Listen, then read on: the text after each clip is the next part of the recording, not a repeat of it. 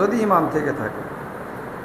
এরপরে আল্লাহ বলছেন ইন্নাল মুনাফিকিনা ফিদ দারকিল আসফালি মিনান নার, নিশ্চয়ই মুনাফিকদের স্থান হলো জাহান্নামের একদম সর্বনিম্ন স্তরে, অর্থাৎ কাফিরদের থেকেও এক ধাপ এগিয়ে সর্বনিম্নে। সর্বনিম্ন বলতে কি বোঝায়? আসলে জাহান্নামের একটা স্তর আছে, তাই না? আল্লাহ রাব্বুল আলামিন জাহান্নামের স্তর যে ভাগ করেছেন সেটা কোরআনে বারবার বলা আছে বিভিন্ন জায়গাতে, কিন্তু সিরিয়াল করে বলা নাই।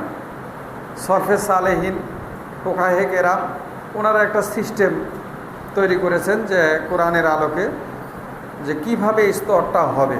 ওনারা বলছেন সর্ব উপরের যে স্তর জাহান্নামের, এইটা হলো জাহান্নাম। জাহান্নামের পরেটা হচ্ছে লাজা, তারপরে সাকার, তারপরে সাইর, তারপরে হুতামা, তারপরে জাহিম, তারপরে হাবিয়া। এই যে 7টা স্তর। তো এই যে হাবিয়া হচ্ছে সর্বনিম্ন স্তর। এই সর্বনিম্ন স্তরে যারা থাকবে এরা হচ্ছে মুনাফিক। এরপরে আল্লাহ বলছেন ওয়ালাং তাজিদা লাহুম নাসিরা, আর তাদের জন্য কোনো তুমি বন্ধু, অভিভাবক, সাহায্যকারী কিছুই পাবে না। অর্থাৎ কোনো সাহায্যকারী পাওয়া যাবে না।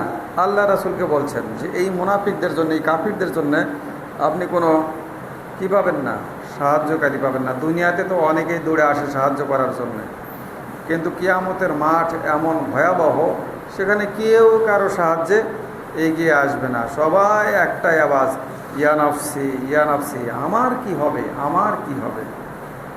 আর কোনো স্লোগান নাই। বউ স্ত্রী মানে ছেলে মেয়ে যারা আছে, বাপ মা, কারোর দিকে কেউ তাকাবে না।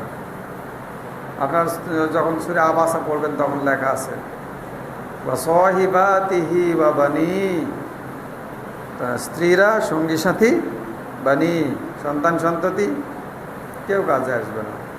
এখন দৌড়া দৌড়া যাচ্ছে, তখন কাজে আসবে না। এই জন্যে তাদের জন্য কোনো কি থাকবে না।